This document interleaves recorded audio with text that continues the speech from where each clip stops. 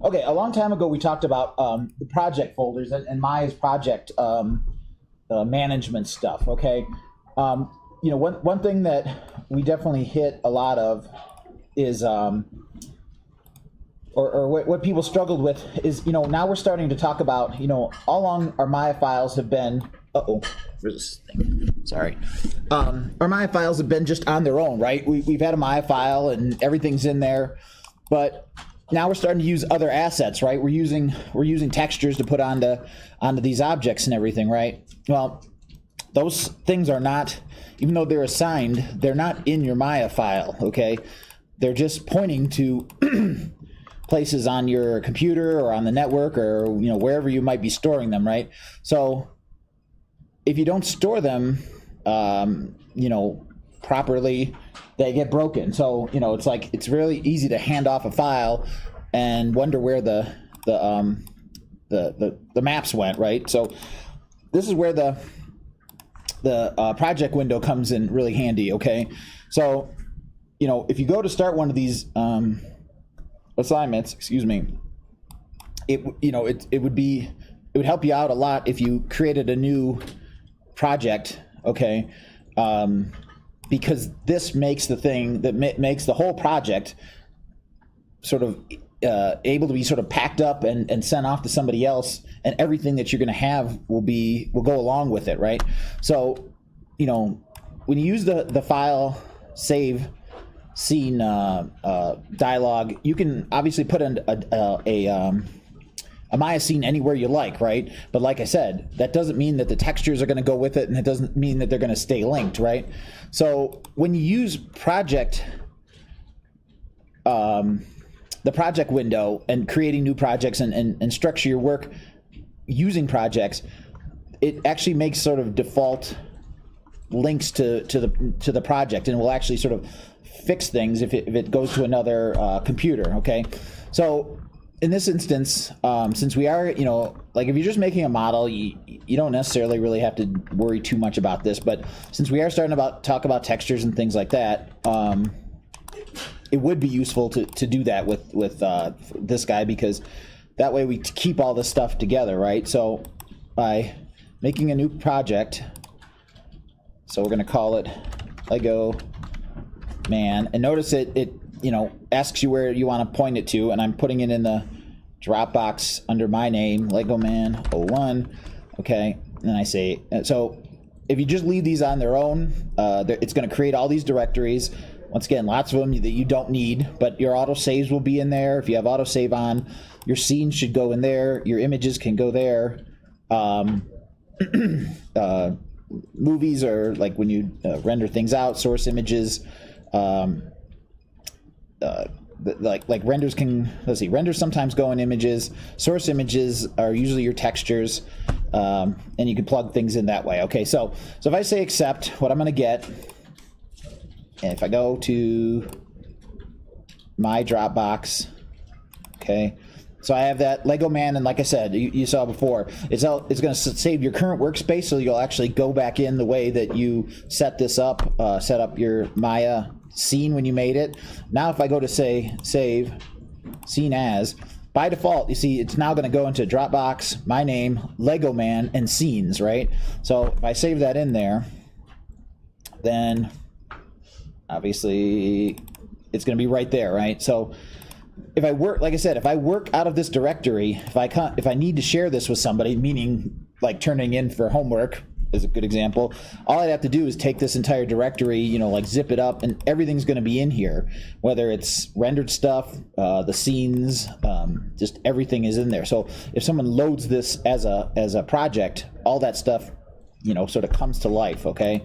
So now, like I said, now that we're starting to make other assets for things, project becomes even more important, because it's real easy to get things lost. If you start saving everything to your desktop and you hand off a Maya file, all of a sudden somebody's going to say, well, where are all the files? And they're sitting on your desktop, right? So it's obviously not the best way to share stuff, okay? So so that's, like I said, that's why projects become really important, right? So when you have multiple projects, all you have to do is hit set project, and you can you see I had another one here from way back in class number 2. So if I just say, if I go into assignment number 2 and I say set and I go to open a file, it's going to go right into assignment number 2, scenes, and here's, you know, here's the little ball, whatever that was, and, you know, so it just kind of sets things up so that when you go to save things, it's putting it in the right place. When you're, you know, going to make animation, it's going to put it in the right place. When you go to render, it's going to be putting it in the right place so that everything, like I said, is a package that goes together. So here I have just 2 packages, that assignment number 2 and the one that I just made, okay?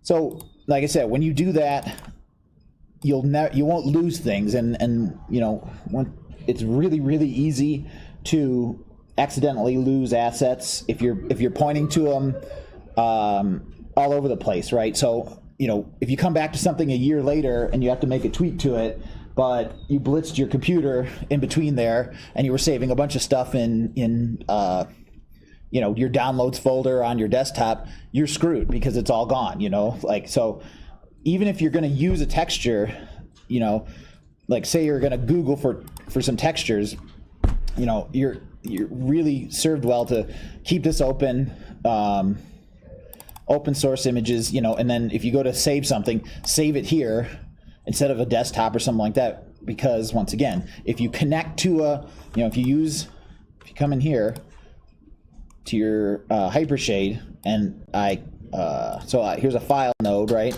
And I image name and I connect to something on my desktop, so you'll actually see it here, right? And trust me, I've done this a million times too. So like, you know, I'm not saying that I don't do it and everybody, you know, does it. It's just a really bad thing to do, because like I said, you'll come in here and you'll open the file back up and it starts complaining about textures that you don't even know where they went, right? So like I said, so here now you see how this is connected, right? So it's pointing to, you know, class number 19 and blah blah blah blah blah, right? So that means that if this connection, like if I took this file home and opened it up, it's going to look, you know, here class number 19 blah blah, and that this doesn't mean anything to my computer at home, right? Because it's not connected. So, but if I would have taken everything, okay, in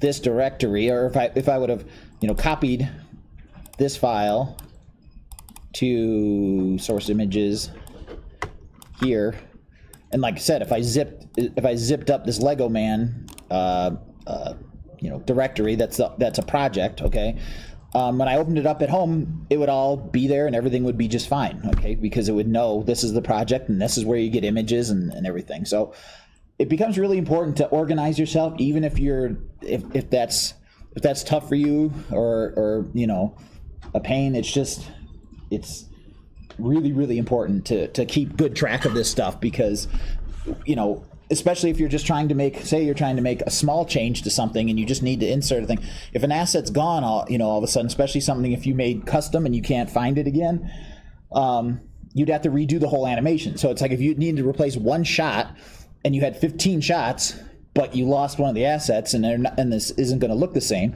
that means you need to do the whole thing again, you know, and it's just bad, you know. So so definitely learn, you know, this is really where the project window stuff becomes really important in setting projects and making projects, and you know, taking them, you know, even taking them home to work on yourself is important to make project directories, okay? So this is why, you know, we hit some of this stuff where people, you know, I had a few people ask me, you know, like, how, you know, they came to another machine and all of a sudden everything's gone. What happened? And it's like, it's those connections are gone. This directory, you know, this, where to find this doesn't mean anything to, you know, your computer at home, because you're not connected to this, and vice versa. You know, your computer at home doesn't know what DACPS underscore blah blah blah blah blah means. So this is why some people had breaks in those things. So that's the gist there. Okay. So what I'm going to do is, like I said, I'm just going to do a few of these parts over again to just to kind of, you know, clear a couple of things up, and just, you know, it never hurts to watch it a couple of times just you know, just in case I ran through something too fast.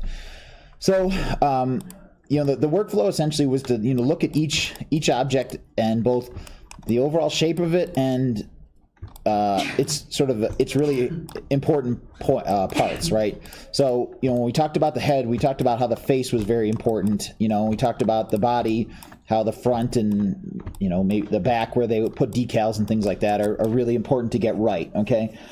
So,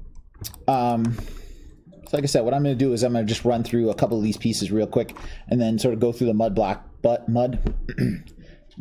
box workflow one more time.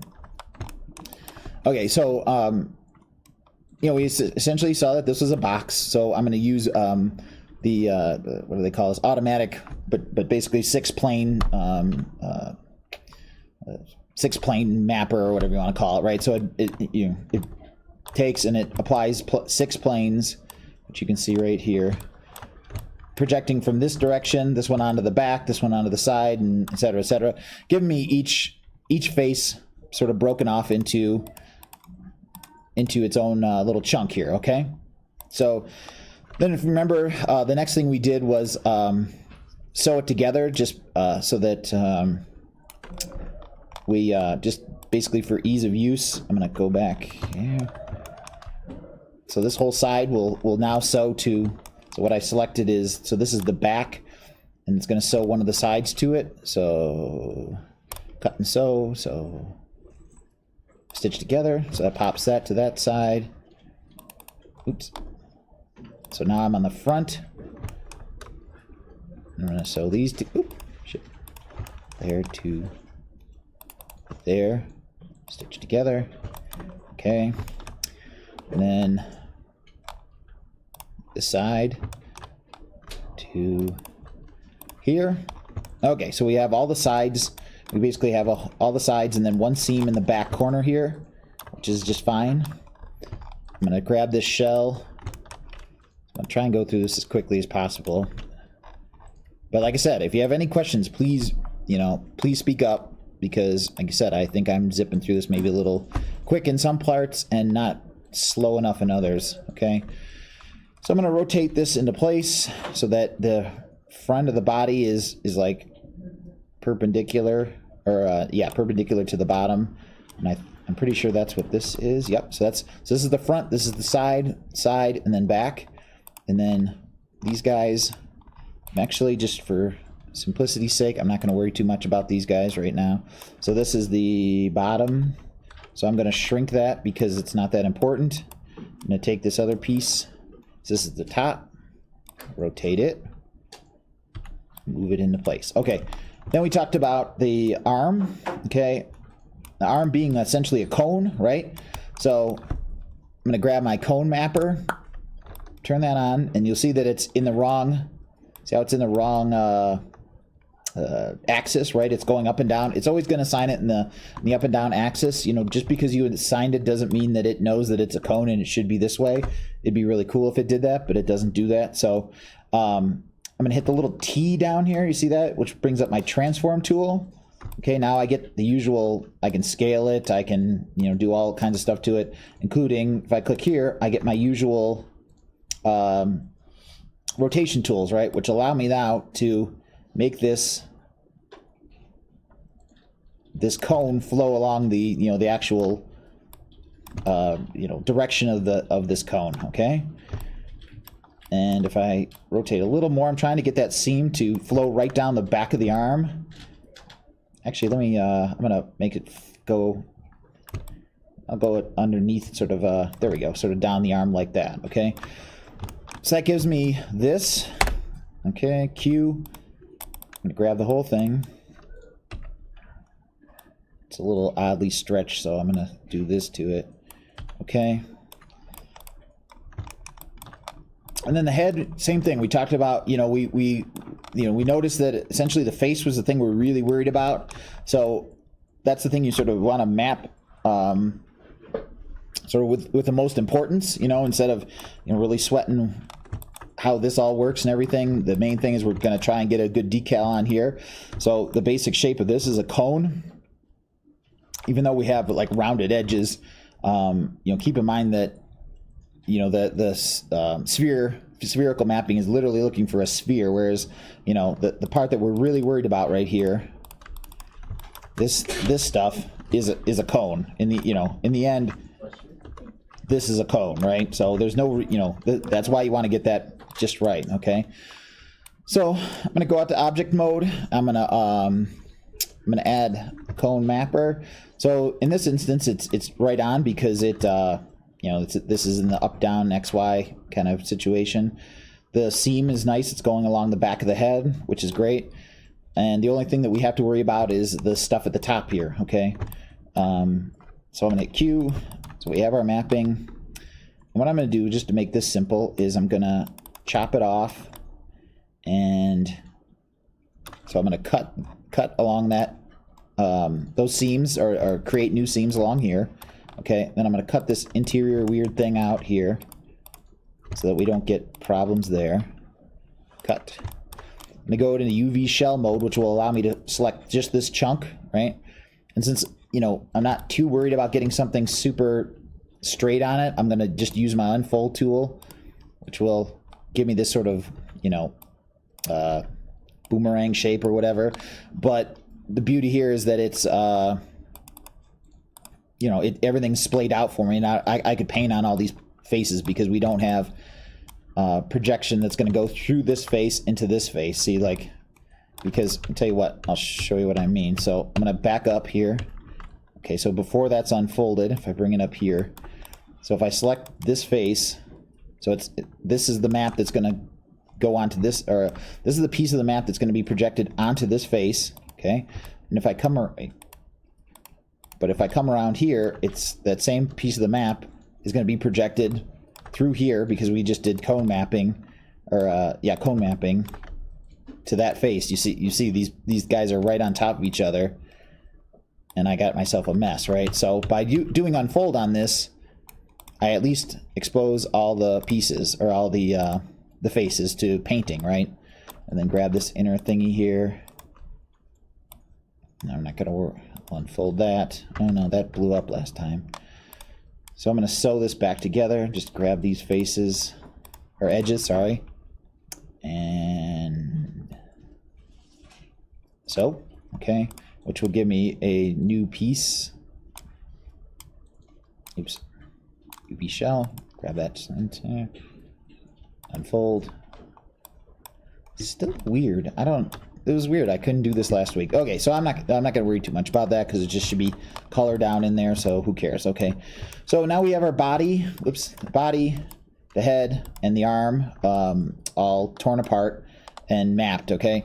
So, you know, since we're trying to use the same material on different objects, we want to make sure that we organize all the shells that we have available on the same map, okay? And you know, it's really easy to grab one object, okay?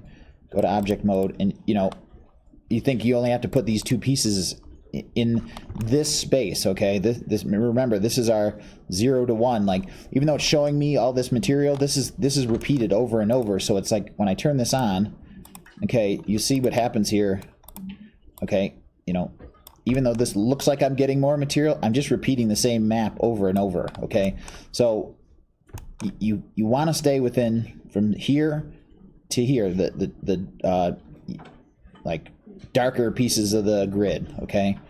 So in this instance, so this is mapped, you know, pretty much to the whole, you know, to our whole map, right? And up here, even though this is on another sort of piece of real estate, what you would actually get is this, okay? That mapped over the exact same thing, because like I said, this is a repeat of the same map, okay? Does that make sense to people? Do you understand what I'm saying there? Like, that could be really confusing because it looks like it's going to just go, oh, I'm just expanding my map and I can just, you know, put a thing here, put a thing there. Like, it just doesn't work that way. This it's almost like it shouldn't be showing you this, right? So is it just for, like, if you're mapping multiple objects within one scene? Yeah, and it's also like there are like in sort of in some game situations, you actually can sort of go out to multiple tiles, and it'll break those apart. For like the really simple use that we're talking about here, we need to keep it inside that 0 to 1 situation, because it we don't have those tools available to us, if that makes sense. Okay. So yeah, yes and no. Like there are ways to use more than these, but for our usage today, it's like we got to stay within the one tile. Okay. Like so. Okay. So anyway, so that it's really easy to get confused and think that that this is legal, but what this is going to give you is virtually this, meaning whatever you were drawing on this face is going to show up on this part of the head too. Okay. I mean, you can kind of, well, no, you can't see that, but if I go up here, you'll see like, it's going to wrap 1011 around this top, but even though it's actually this. Okay. So, that's the most, that's one of the most important points, because that's really easy to get tripped up on, and the idea that you can just keep adding material or whatever, but we have to stay in this first square for what we're doing sort of with our class here. Okay. So anyway, so I'm just going to pack these 3 pieces that I've already done that essentially would just continue on with the hand. I don't know if anybody needs me to, I mean, I could do that real quick. So what we do for the hand is, what I'd probably do here is chop off.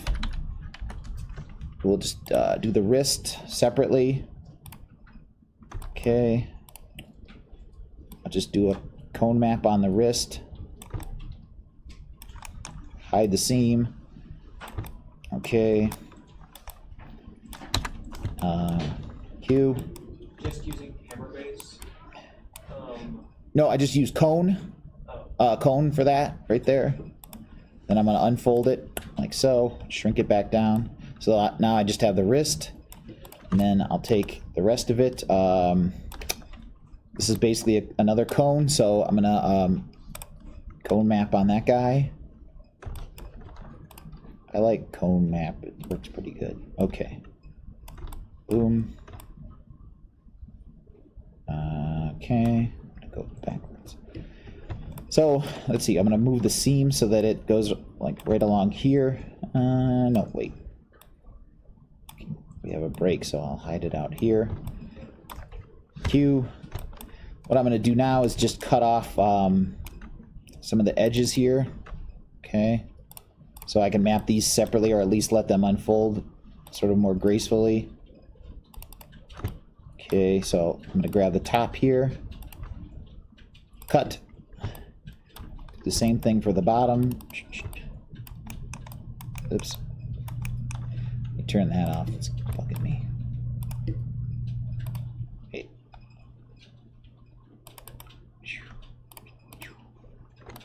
That's most of it, I think. Yep. And inside.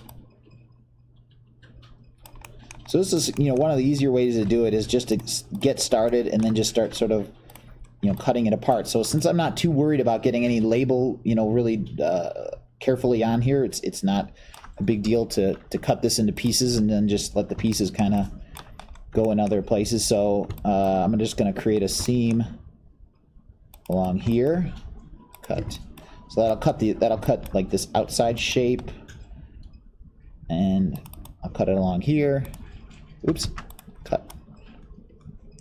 So now if I go back to shell mode, I have an outside shell, which I can unfold. I have a top shell, which I can unfold. I don't know where it went. Shell, unfold. I have a bottom shell that I can unfold, and I have an inner piece I can unfold. Okay. I don't know what happened here. Let's see, where'd it go? It's teeny tiny, yeah, for some reason. There it is. Okay. So let me shrink these down. They're all a little big. So it's like, so here's my wrist piece. Oh wait, no, that's the inside of the hand. Outside of the hand. wrist, top of the hand. So if I grab all those and I come down to layout, so there we go. See inside of the hand, wrist, outside of the hand, top, and bottom of the hand, okay? So from there, now we have, you know, now we have the body, the hand, and let's see, let's just get rid of these. Oops. Object mode. So now I'm just gonna, since they're mapped, I'm gonna just duplicate them over like we were talking about last week. You know, you don't have to do this twice. So I'm gonna do a copy, no translation, scale negative along the X, because I want to make a copy along, you know, flip it over here. If I would have just made it 1, it would make it in place. This way it'll at least zip it over to the other axis. I'm gonna make 1 copy, and there we go. So now I have arm mapped, hand mapped, and the head. I'm not gonna do the legs because it's just more of the same, okay? Or this, you know, whatever, the undies part here. So, okay, so now to lay them out, I'm gonna grab all my pieces, okay, object mode, and what you'll see now, you know, even though, you know, some of these fell within the one to one before, now I have this sort of, you know, gumbo because I've selected all these objects, okay? And this is why it's important to not lay them out, you know, one by one, because, you know, if I like you saw with my hand, like all this stuff is now taking up all the space, you know, it's taking up, you know, and so if I select another piece, it's going to map, you know, it's going to share the map, and you don't want anything to share the map, and you don't want any of these overlaps, or you can't color them specifically, right? So I'm going to grab all my pieces. I'm going to come down to layout. So something I discovered actually last week after we were talking is if you shift click on the layout, what you can get is a thing called packing iterations, and packing iterations is cool because what it does is the more times you run the packing or layout command, the better it gets, okay? So when you do one, it's going to do that, and it's going to pack everything together as best it can, right? But if you run it like 5 times, okay, see how it's going, and it's coming up with better solutions. Like the more you run it, eventually it's going to stop, and it'll just come up with like the best solution it can come up with, and it's going to stop. But if you give it more iterations, it will give you a better solution. So that's shift and layout will give you the dialogue, okay? Really helps, you know, I mean, it's still really smart to tweak it on your own, but it's really helpful if you let it do multiple iterations. Okay. Andy, I got a question. Yes, sir. So is there like a problem that's created if you don't put all the maps on one layout for like the entire thing? What do you mean? I'm not sure I follow. What do you mean? Like when I did it, I just did it by like body part, and so I kind of like individually did them. But no, is that? I mean, in this cause problems? No, in this instance, it doesn't because this is a bunch of like this object is a bunch of different pieces. So you know, you would have you know, like a human, you couldn't do that to a human body because you want a map that's going to go all over, you know, like it's going to, you know, sort of be painted on all over the, you know, over the whole body, or the, you know, a horse or something like that, right? In this instance, no, you could have each piece have its own map, and it could be as high res as hell and all that stuff. The idea with the exercise of putting it all together is so that you could say, here's this Lego guy, here's the map, you can paint it. You know, the idea that everything goes onto one asset sheet allows you to hand off the model, whatever it might be, and you have everything you need to get started and, you know, essentially paint away, whether it's here or in, whether it's in Mudbox or Photoshop or anything like that. So, you know, as you saw with the game asset that I dug out back in, you know, back here, right? Like I showed you, like this allowed somebody to paint this whole guy with one sheet. And, you know, also in this instance too, like it, you know, like, you don't want a game having to like keep track of 10 different textures just for one person or 30 different textures. So it's like if you have, you know, each of these pieces broken off and they have their own map, that's, you know, 10 assets that have their own different maps. Do you know what I mean? Yeah. So it's more, you know, it's more of an exercise in sort of tidiness. But yeah, there's absolutely no reason you couldn't have the torso have its, you know, take up the whole space and have its own map. And the reason that you would do that is if, you know, if you did need to be able to rely on this for like incredible close-ups where, you know, like if you were going to shoot it like this and you need to be able to, you know, get in on a couple of polygons, then yeah, you'd need a massive map and possibly one for the head on its own. Whereas what we were doing, one sheet will do nicely for this. Okay? Okay, sure. So the next thing that we did here was try and look at the pieces for how much of the map that they're taking up and whether or not that's sort of fair. Okay, like the top of these hands here are, you know, probably taking up a little more space than they should. So I'm going to shrink those down, find out where my wrists are. So there's one, there's another. Those could probably be smaller. These are the outside of the hands, maybe a little smaller. Inside of the hands, these are them. Now, once again, you could organize these if you wanted to and sort of put them in, you know, put them in special, you put them in place like, you know, so that, you know, they were organized, like put them next to each other or whatever. Like if you wanted to hand put this together, you know. So this is the top of the head. Shrink that down. Move that out a little bit. I think I got some stretching here, so I'm going to turn my, remember, the smaller the checkerboard, the more detail you're using for that part. And, you know, you just want to sort of make sure that you're not giving anything more real estate than it should. So important things have a lot of, you know, small checkerboards, and less important things have bigger checkerboards. Like you could see in here, I think that's probably a little much for the wrists still. So I'll grab them both, shrink them down. Bigger checkerboards. Okay, so now I'll do the repack again. Shift, 5 iterations, apply. Okay. So you see, it looks, I mean, this does a really nice job when you let it go multiple times. It really doesn't waste a lot of space. There's a little wasted space here, there, you know, but overall, it's doing a pretty nice job. Ooh, except my torso is really small. Wait, how'd you do that again? What did I? The layout? Shift and hit layout in the arrange and layout area, and I upped my iterations to 5. Okay. Yeah. Okay. So now I have something that's pretty decent for these guys. Okay. So what we're gonna do is pop that over to Mudbox. Okay. Now Mudbox is so when things get sent over to Mudbox, all it's doing is essentially just handing off the geometry and any mapping information that's available, right? So it's not doing anything that's like, you know, it's not handling anything for you. Meaning, like when you make files and when you make textures coming out of Mudbox, it doesn't know, oh, this is where you're putting them and stuff like that. That's still sort of up to you to watch for. Okay, so I'm just going to go through a real quick piece of the process. So it's connecting. No. So let's see. So it's complaining about, the head still has a problem with that inner piece. So I'm going to say that's fine.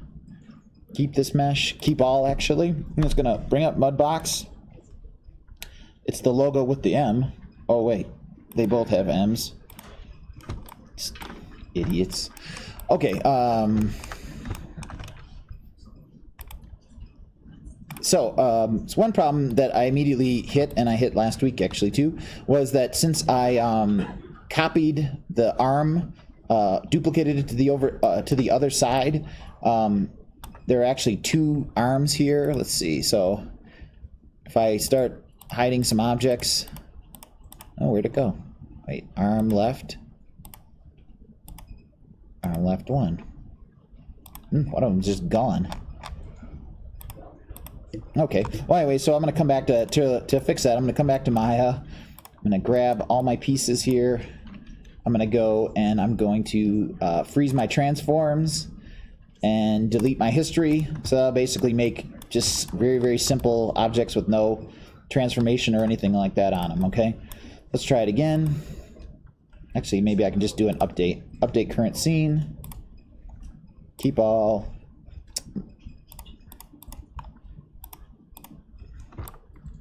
Still no arm. What the hell? Let's try it again. Send to Mudbox. Send as new scene. Don't save. Keep all. Oh, for gosh sakes. Like harm.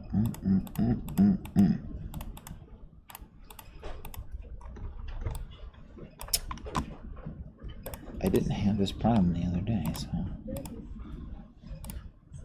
Oops. Poly modeling, boom.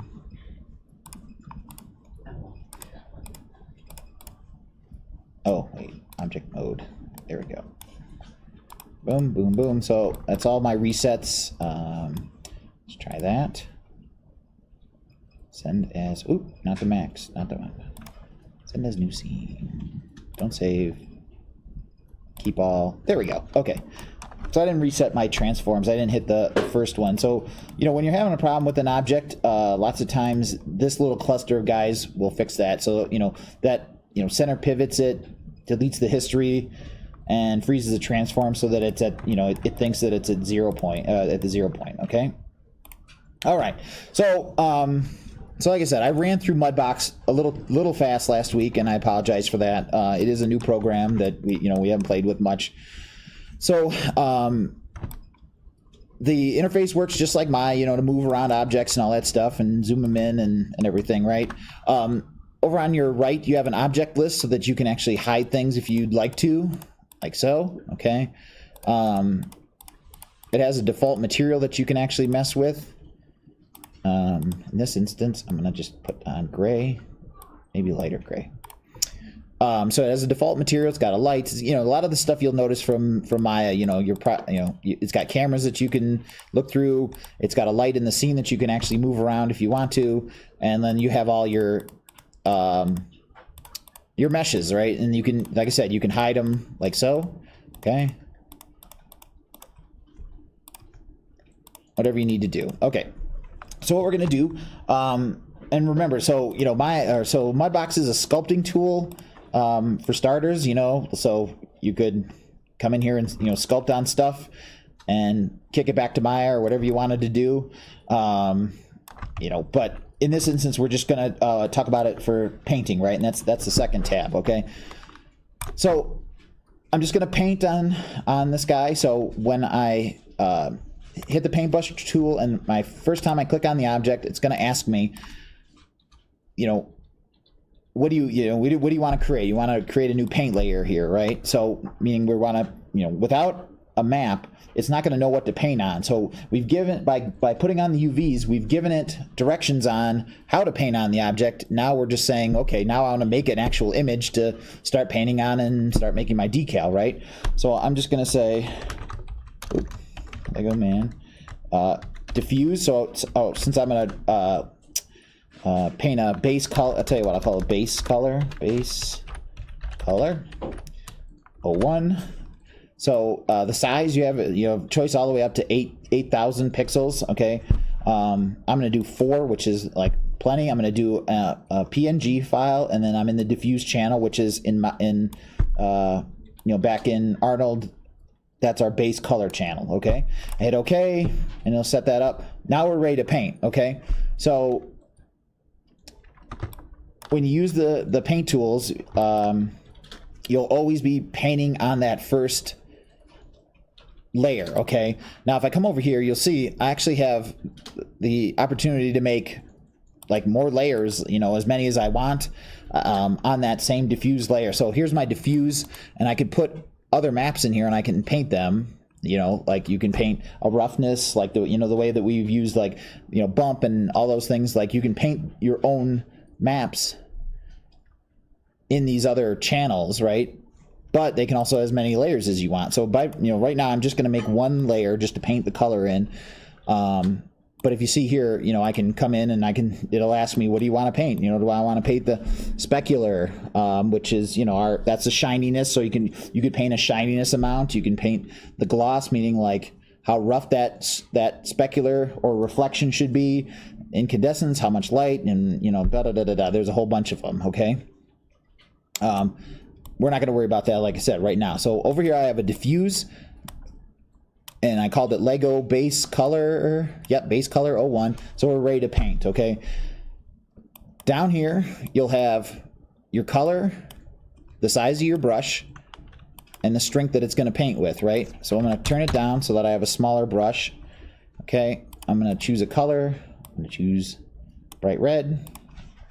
Okay, strength, blah, blah, blah, blah, blah. Okay, so just by default, I'm just going to paint this. I'm going to be painting with that color, okay? And, you know, the point of Mudbox, like we were talking about last week, is that it, you know, remember, it's painting through those seams. Like, the top is not attached in the UVs to this object, right? If I come over here, you'll see where I'm painting. I'm painting both on the back side here, but also on the shoulder. So this is the top of the object, okay? I can paint across all those seams, and it just figures out, because remember, this is where I hid my seam. I hid it right here in the back of the character, right? So Mudbox is figuring out how to paint from this piece over to that next piece. So that's really cool. Okay, so I'm not going to mess too much with that.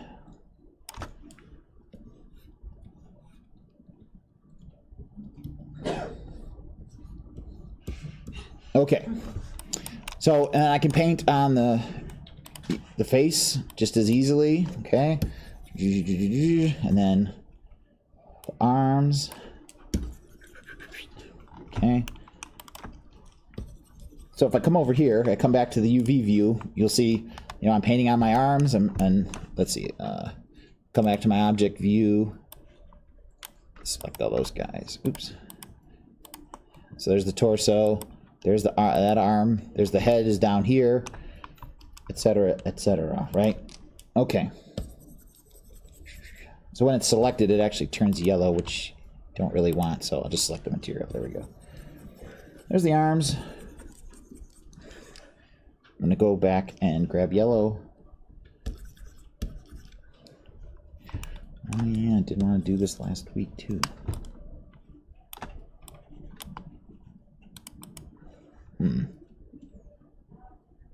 Hand.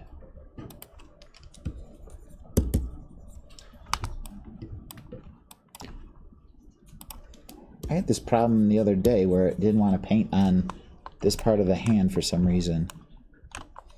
Layer 0. It has its own piece of the map. Right? Oh.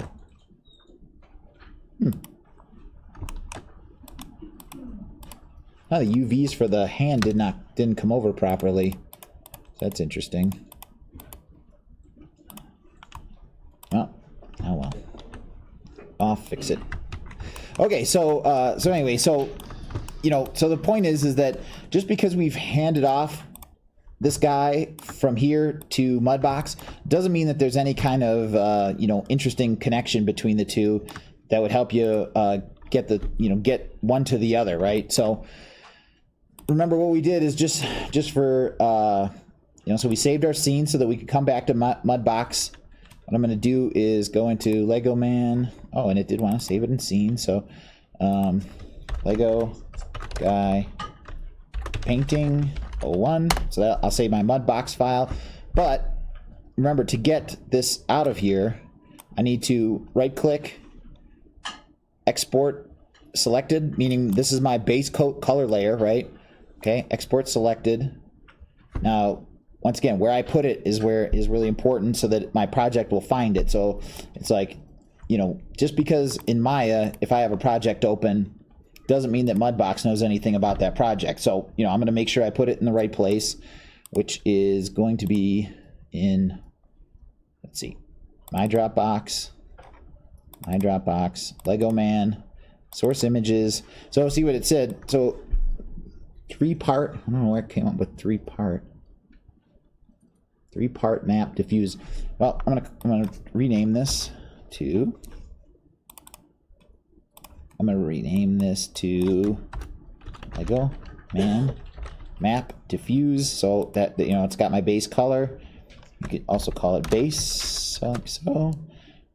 So let's see. I'm gonna get rid of the.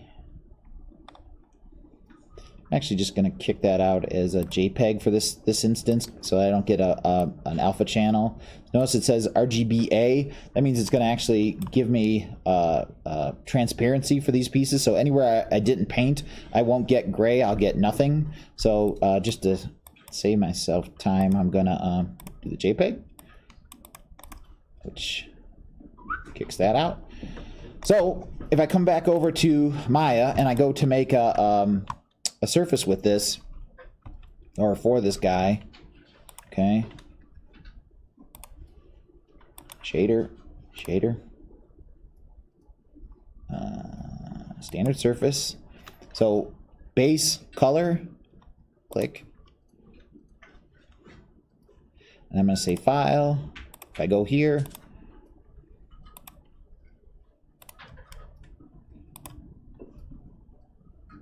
so if you look over here, so since I'm in my current project, all my sort of shortcuts over here are based around the Lego Man 01 project, because since I've loaded up the project. So that means if I go into where's source images,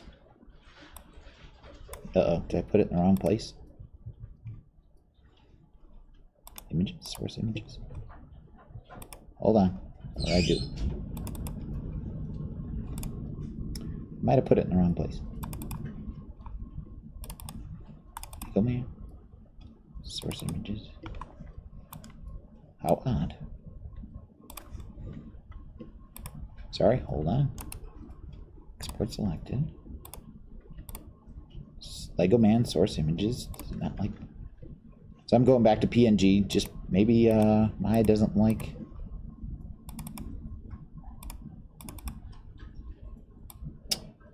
Huh. Space root, source images. Huh. Sorry, you guys. I don't know why it's doing this. I mean, in theory, because you see where this is at. So, did a Dropbox? Oh, Dropbox. Oh.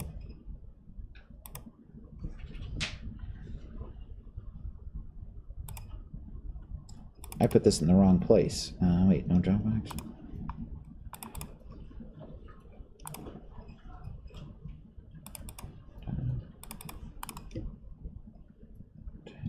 Lego Man.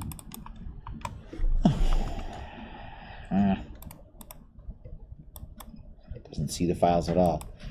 Well, this is weird. Well, you see how it's supposed to act. I mean, in theory, it's supposed to. So I'm in my name, Lego Man. Set project, Lego Man. Set source images. Nothing. Oh, what the shit, man?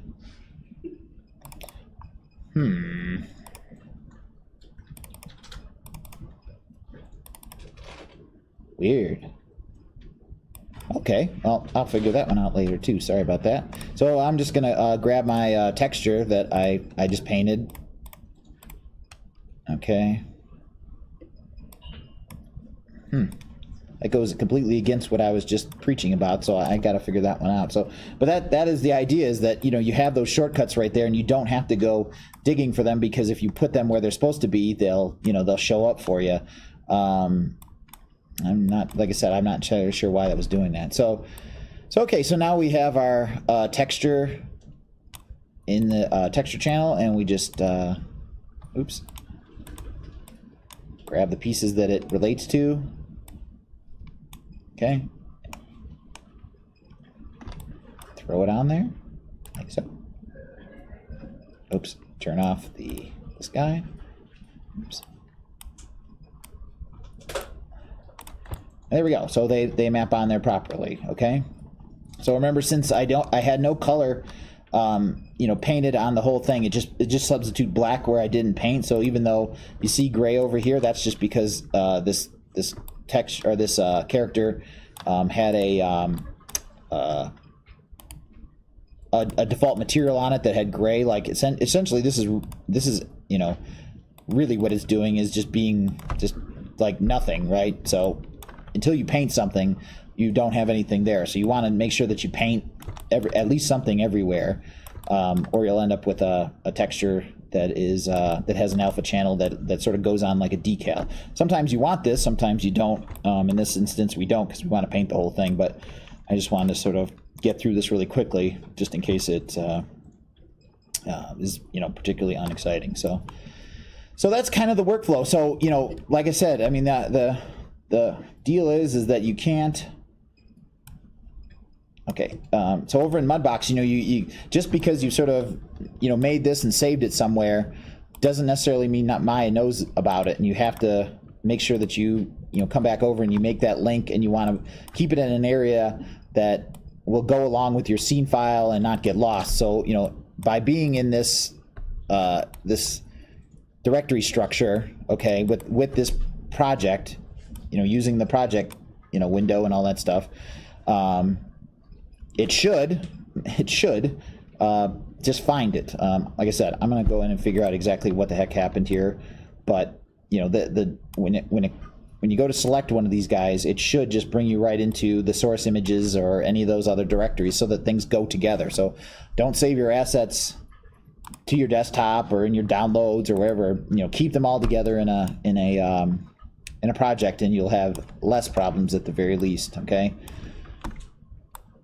But yeah, so that's, you know, that's some of the stuff that and I definitely saw, you know, people having problems with last week, and, you know, just making sure that, you know, when you pack everything together, you're selecting everything that you want to make sure ends up on the same thing, on the same map, right? Because if I came in here and I forgot to do the pants or something like that, you know, I can't just add it in there and redo the layout, because once that's done and you come over here into Mudbox or any of your other programs, you know, this area won't mean this is the shirt anymore, and this won't mean that it's the head anymore. You know, unless you wedge it in there by hand. You know, like if I redid it and I did these pants, the only thing I could do is basically, you know, wedge them in right here where nothing's used. I could put it in here and put it in there. Otherwise, if I did something that moved this, you know, like if you used layout again, if I made a new piece and now all of a sudden the pants, or sorry, the torso is over here, you know, it doesn't understand that you just moved that. So all this stuff where I just painted the front of the torso is all blown up. You know, it doesn't work anymore, right? So, like I said, you want to make sure that you get them all right, and you get them on the same you get them in the same map if that's your intention. Okay. So basically, that's, you know, that's the workflow for this part. You know, for things that are you're trying to put, you know, stickers on, or art that's straight. You know, because, you know, I showed last week how you can do projection when you come over here. You come into you know, you come into Mudbox. You know, one of your other really important tools is you know, you got your paintbrush that's just going to paint either color or with a texture like this. Oh, I'm in stencil. Sorry. Turn off my stand. So, you know, you can paint using textures like so. Okay, all these little brushes you can do whatever you want with them. You can use your Wacom tablet to paint little bits or whatever you want to do. But stenciling is another thing that you can do. Like, oops, let's see, scale. Oh, right, there it goes. So remember, this is just, it's like rubbing on a decal, or like a one of those temporary tattoos, right? So when I'm in projection mode and I've selected this image, and you can select any image you want by clicking here and adding a stencil, when I paint, it's going to paint that thing on there. Okay, so this is the way to paint, you know, or put, you know, regular you know, straight art onto things without having to paint it by hand. So if you wanted, you know, if you had a logo or something like that you wanted to rub right on there, you could just add it as a stencil, click on it, then pose your guy or whatever it might be, so that stencil is going to fall where you want it to fall. Okay, and then just rub it on there. So that goes on the arm, and You do it again on this arm. So all the little tools on how to, there we go. Okay. So it figures out all the, you know, how to wrap it on there properly and do all that stuff. Because then when I come over to the flattened view right here, you'll see the art is right where it's supposed to be. Like if I come over to my object list and hit the torso, it's right on the chest, and then these are on the arm, and look, it's even stretched a little bit here because my UVs must not be, you know, perfectly square. So it's figuring out like how to project that on there properly without me having to worry too much about it. Okay, put one on the back. And you could just clean this up.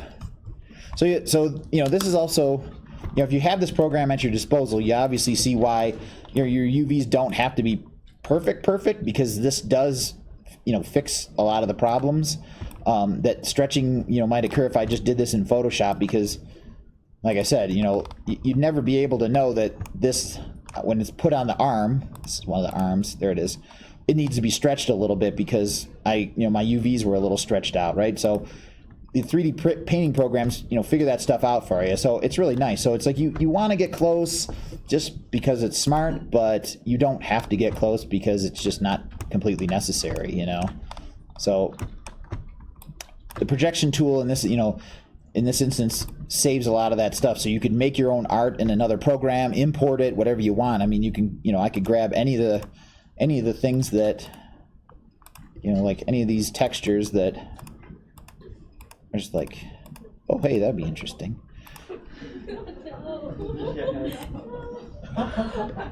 So, let's see. So now, there we go. So you can just grab that. Done and done. Like, just fantastic. So you see how valuable stencil, you know, can be, because you can both pose them where you want. So if I wanted to even continue on, I could go like this, figure out where the ear should go. There we go. And sort of unwrap this myself, you know, and then like turn the guy around. Oh, there we go. That's maybe a little too far. Go to the side. No, he's got a neck beard. And then He already had a neck beard. and paint that on there. So there we go. So I mean, you can see, I mean, you know, and you can even go in and, let's see. It can be hard to see through. There we go. And this is where also using some of these things to kind of clean or kind of mess up the artwork.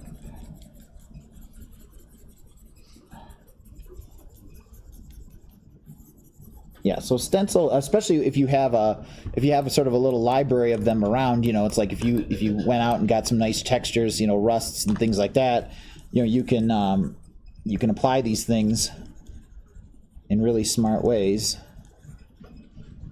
Okay. There we go. Perfect.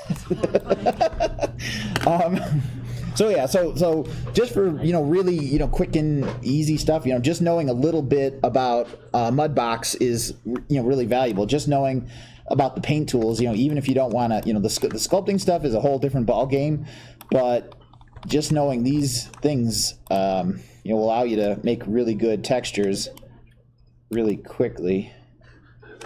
I gotta fix this top here. Hold on one second. Okay. There we go. Okay. There we go. Yeah. So yeah. So excuse me. So you've got a bunch of different options in here. You know, like I said, mainly I just want to talk about Paintbrush and projection, the stamp, and the stencils. Okay. Because, you know, those are the things that, you know, really make sort of make Mudbox, you know, like, or at least the painting part, right? There's a bunch of other little things you can do, but it's like, so there's like, you know, the eyedropper will allow you to grab a color, like sample a color if you want to paint, So now I sampled that color, which I can now paint with. So if I want to, you know, keep going with this color around the body, you know, this is just your normal, once again, your normal Photoshop stuff, okay? Because like if I ran out of color when I rubbed that decal on there, so now I can just keep going with that, okay? Airbrush is just, you know, it's, ooh, geez. It's a softer, geez, hold on. 0.2. It's a, you know, it's a softer, there it goes. Ooh. It's a softer painter, essentially, you know, like an airbrush.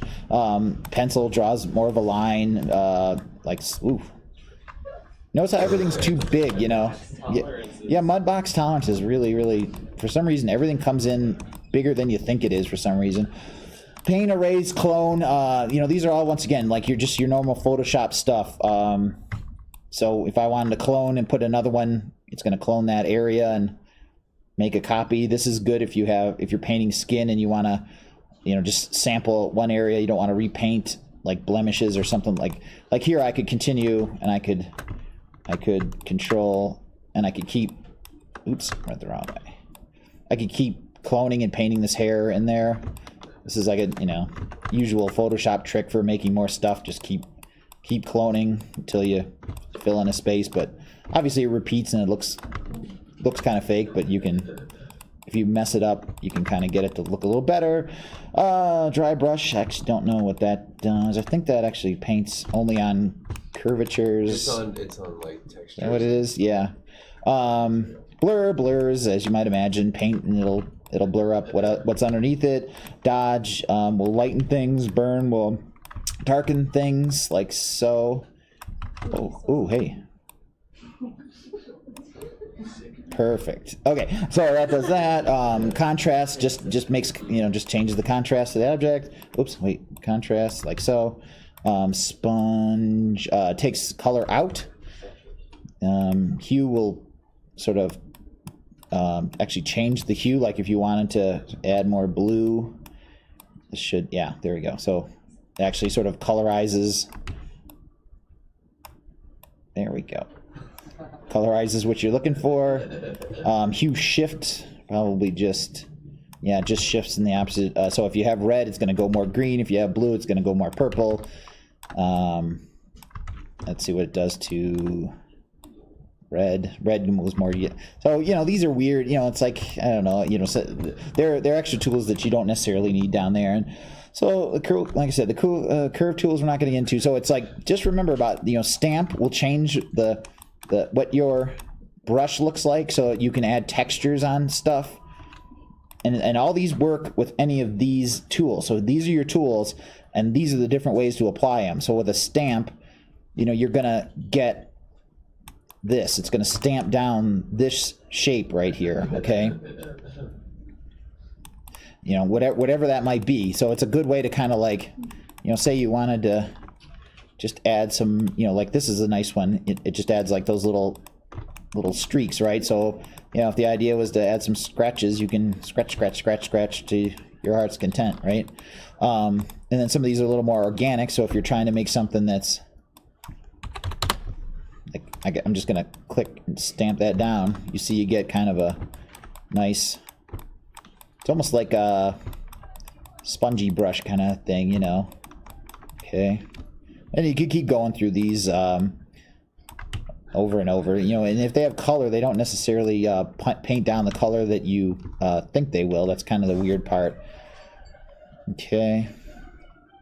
But then, you know, then like I said, stencil is its own ball game, but it's really cool because when it's black and white like this, okay, remember, it just literally works. Ooh, geez, hold on.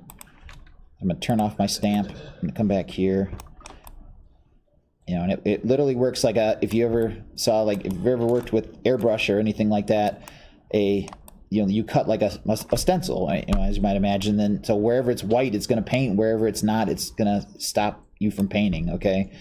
And you just pose around it. So either you can move your thing to be painted to it, or if you use the things that are in the bottom left here, the tips that are in the bottom left here, you can, if I hold down S, I can rotate it, I can move it with my middle mouse button, and I can shrink it. So you can either, make your model fit where it's at, or you can make the stencil fit where your model's at, okay?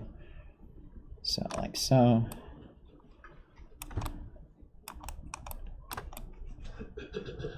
So like I said, the more of these you collect up, the sort of the easier painting gets, because you have nice things to do, drips or whatever kind of wear you might be trying to create.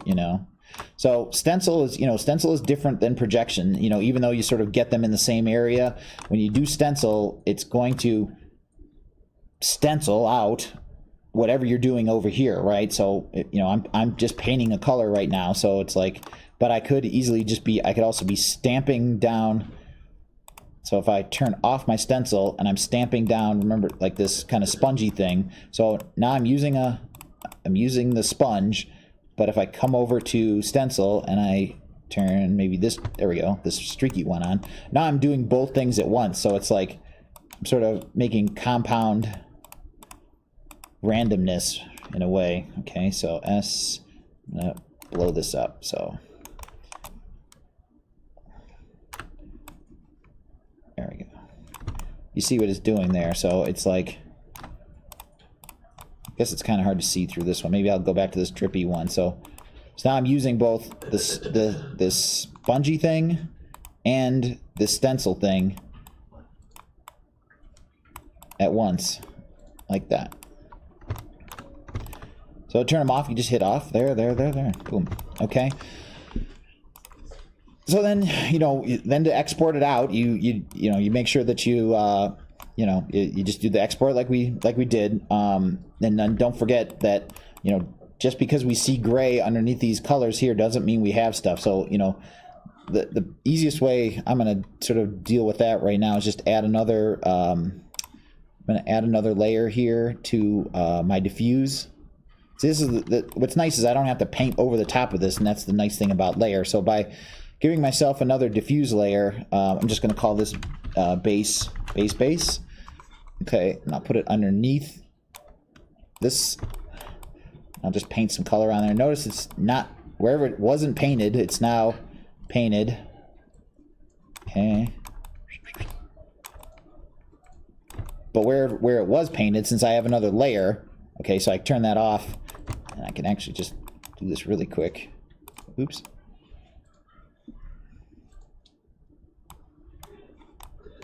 Wait, off, paint. Oh, there it is. So I'm going to bring up my size. So I'm just going to dump color in there real fast. So these are the guys that turn the little circles next to your layers, turn off the layers. So so there's nothing. There's my base layer. Then there's my paint layer that I painted on there. So now when I export this, I'll have paint on everything except for the hands, because the UVs didn't come over quite properly for some reason. So if I export again, export selected to Lego Man diffuse map. Oh, come over here. Now since I've already made a link to that file, when I come back to Maya, since I just replaced it, okay, I come back to Maya.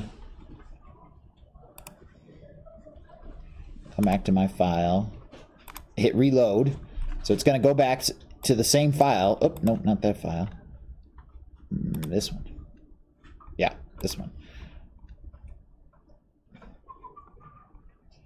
But so if I was using that file before, all you got to do is hit reload, and it'll just go get a new copy of that file that I just made in Mudbox. So I wrote over the top of my old PNG, and now I've got I've got a new version, and there we go, and it's on the guy properly. Okay. Some areas still aren't painted for some reason. That's odd. But anyways, that's the basic workflow. So, like I said, just because you make an asset somewhere else doesn't necessarily mean that Maya knows about it or takes it with it. So if you make textures, make sure you pack them up and send them along, whether they're in the project or you go get them yourself and collect them. This is where organization really comes in, because when you're handing over, like this is the, some of the issues like we're having, like when you hand off files and you wonder why things break when you come in here. This is why they break, because Maya is looking for, something on your desktop or something like that. So if you keep them in those files, or sorry, in those project directories, it's going to know where to look for them, and it's going to know where to find them. So, working with projects is crazy important. Even if you're, even if you're working in the same even if it's like you have a project called working files or my stuff that I'm working on this week or something, right? And you have multiple scene files, at least all those assets go together. That, you don't need to have a project file for every last thing that you try and do, but you do want to have a known project file that you're putting stuff in and keeping things together, or they're gonna break and you're gonna lose stuff, okay? Does anybody have any questions about this kind of stuff? You've got to. So people have to have some questions. Yes. Do you have to stitch stuff together? No, not necessarily. I mean, like stitching stuff, just make sure, especially when you have an object, particularly with a lot of a lot of surface area or something, right? Like this is, the simplicity of this object doesn't necessarily make this necessary, but the idea of stitching things together means that when you go to paint on something with Mudbox, it doesn't have to do any sort of interpolation to figure out how to go from this seam to this seam over there. So this is the torso, this edge. So these two edges share each piece, right? So once again, this object is pretty simple. So it's not a huge deal that it's figuring out how to paint between the two. When you have something that's really dense, a pixel here or a pixel there can make a difference in that these seams, like where this is, might not turn out as good as you'd hoped, right? So the more pieces that you keep as one piece, the less seams, the less sort of breaking at the seams you might have. So you're basically trying to like sort of toe the line between stretching of textures and having seams. So it's it's kind of I don't know what to really say there. It's like, it's a great idea, like to have as few as possible, but it's not totally necessary because you have Mudbox to figure out a lot of this stuff. Now, if this was a gigantic object with, all kinds of stuff going on, and you're trying to pack everything into, just a couple of 4K maps, if you have that seam, it may not look right when, once again, when you go to render it, if this seam, because this is where that seam lies, is off, you may end up seeing it, it may show up. So yes and no, I guess, it's like, no, but it's a good idea, because some people will take a whole human body and tear it apart so that it looks like a squirrel that got run over, and it's just this big splayed out thing, right? And that's wasting a lot of the map, like if you just think of that, of a splayed out squirrel, which I am not going to go Google, but like, you can think of all the space that's wasted, between the arms and between the body and things like that, right? So it's always smarter to, tear off where you can get away with it and keep things together where you can't, So yeah, so great question though. That's a good point. Yeah. So for the hands, if we were just going to keep them like your standard Lego yellow, do we need to map them, or can we just put a texture on them? No, totally not. I mean, like, there's really nothing. I mean, the simplest way when you really, for something like this, the reason we did this was just so that, once again, it's just more of an exercise, because there's nothing stopping you. And I've done this before. Is if take these hands like you just said, right? If you know that they're going to be all yellow and you're not going to mess with them whatsoever, there's nothing stopping you from going like, taking it,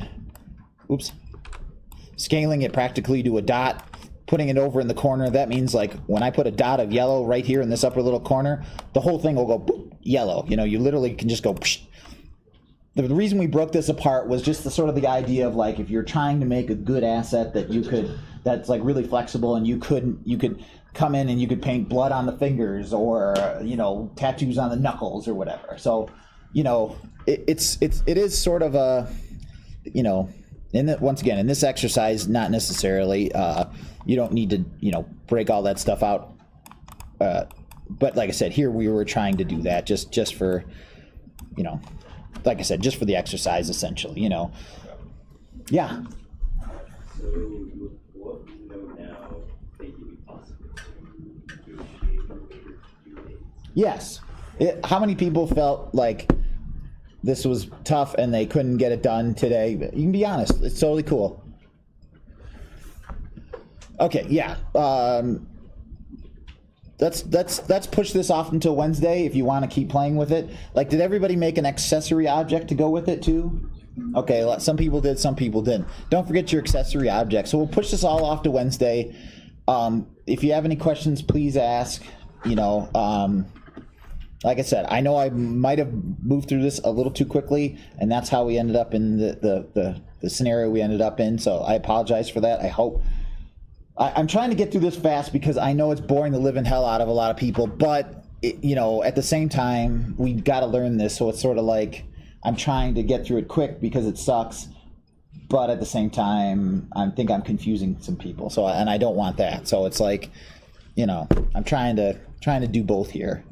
So yeah, if you have questions, like I said, let's figure them out, and if not, then if you want to keep playing with it, I recommend keeping playing with it. Or if you're done, then congratulations, that's awesome. And so but that's it. That's the bulk of it. That's really what I wanted to talk about, is just trying to go over it again a little quick, not quickly, but excuse me, in a little more depth, and lay some of that stuff out. So that's it. Thank you very much. Thanks for listening. Click here to donate to my Patreon account.